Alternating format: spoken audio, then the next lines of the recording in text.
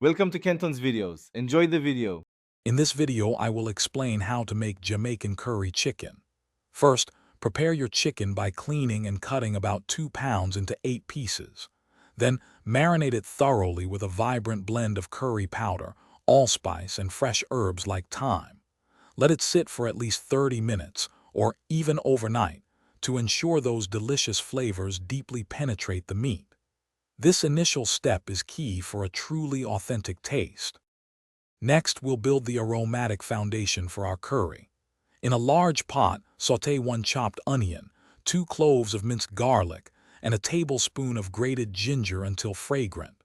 Then, stir in about 3 tablespoons of your favorite Jamaican curry powder, toasting it for 1 minute to deepen its flavor. Finally, add your diced carrots and potatoes, stirring to coat them in the spice mixture. Now, let's bring all those wonderful flavors together.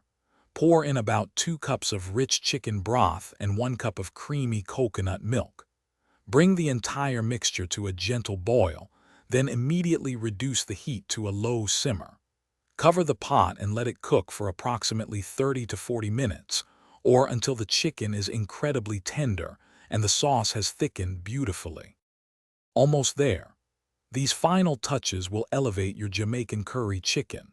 Carefully stir in a few sprigs of fresh thyme and a whole Scotch bonnet pepper for that authentic kick, being careful not to break it. Taste and adjust the seasoning with salt and freshly ground black pepper as needed. Serve your delicious, aromatic Jamaican curry chicken hot, perhaps with some fluffy rice and peas or warm roti bread. Thanks for watching. Consider subscribing if we helped you.